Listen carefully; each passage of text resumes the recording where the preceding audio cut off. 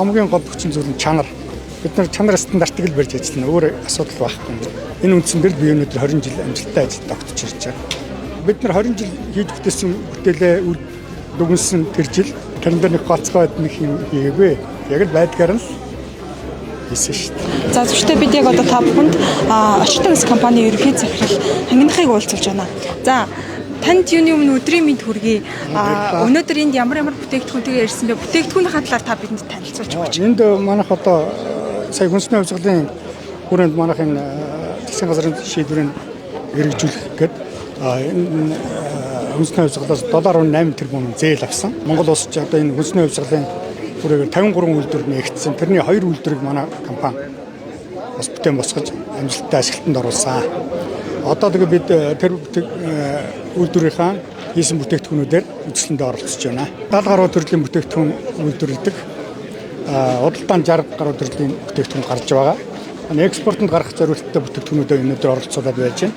Жишээлбэл энэ даацсан жигс укрем мах, адууны мах, үзээний шил, дархлаа мөн энэ хям мах бүтээгдэхүүнүүдийг экспортод гарах зорилготойгоор үйлдвэрлэж эхэлж байна. Энэ жил манай 20 жилийнхаа хувьд хийсэн. Компани байгуулаад 20 жил боллоо.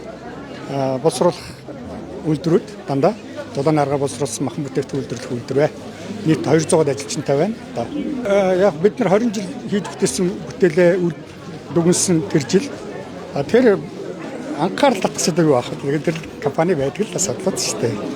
Тэгээд тэрэн дээр нэг гоцгой нэг юм хийгээгүй.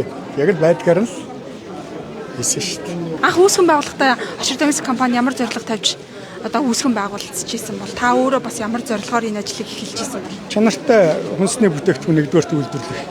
Герман технологийн Монголд нотгшуулах гэдэг зорилгоор анх энэ үйлдвэрийг байгуулж хийжсэн. Одоо манай бүтээгдэхүүний жор амтлагч нар Австри Германы технологи манай Германы технологитой Монгол махаар үйлдвэрлэсэн бүтээгдэхүүнүүд байгаа. Одоо доктортой оршин тогтнох бас хамгийн гол хүчин зүйл нь юу байсан бол очиртой ус компани? Хамгийн гол хүчин зүйл нь чанар. Бид нар чанар стандартыг л барьж ажиллана. Өөр асуудал байхгүй. Чанартай бүтээгдэхүүн Монголын хэрэглэгчид бид нар нийлүүлэхийг хүсдэг. Энэ үндсэн дээр би өнөөдөр 20 жил амжилттай ажиллаж тогтож ирж байгаа. Энэ шагнал манайхын 25 онд Германы Франкфурт хотод болсон үзэсгэлэнгээс авсан шагнал байгаамаа. Энэ үзэсгэлэн маань Европ холбооны Герман улсад Франкфурт хотод 3 жилд нэг удаа болдог үзэсгэлэн. Энэ үзэсгэлэн гол зорилго нь эх 3 жилд мах бүтээгдэхүүн аль чиглэлд явах уу? Тоног төхөөрөмж технологи ямар хөгжлөөр явах уу гэдгийг тодорхойлдог үзэсгэлэнд. Тэр үзэсгэлэнд бид нар нөгөө Герман технологи жор амтлагч бүр хүчийг хэрэгжилж байгаа болохоор танаа бүтээгдэхүүнээр бид нар зах зээл дээр ингэж амжилттай ажиллаж байгаа гэдгээр шалгуулах гэж орсон үзэсгэлэн. Эндээс бидний бүтээгдэхүүнийг үнэлээд ийм шагналуудыг өгсөн юм аа. 9 алт 1 хүрэл медаль авсан. Солонгос улс руу мод амтны хижээл нохооны хоолыг гаргаж байгаа. Хятад ард улс руу Орос улбооны улс руу консерв гаргаж эхлээд байна. Гэхдээ энэ маань бас дөнгөж эхлэлтээр л явж байна. Цаашдаа үргэлжлүүлэх хүсэлтэй байгаа.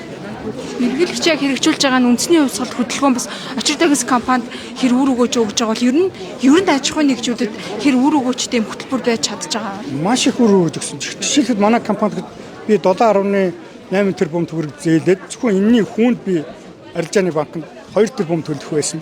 Хүүгээс чөлөөлөгдсөн. Энэ асар их тоо.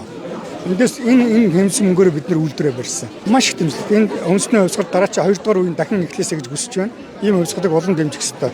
Бүх үйлдвэрлэгч нар маань хүртэл дэмжиж байгаа гэдэгт итгэж байна. Танаас бас нэг яриас нэг юм асуухгүй чадахгүй байна л да. Очиртой ус компанид нэг үүссэн асуудал та яриа өгөөд олонний анхаарлыг нэлээд татсан тий. Тийм. Тэр ах бай тэгэл яриа шүү дээ. Хүн асуусан асуултад би хариулсан шүү дээ. Өөр яагаад ч гэж.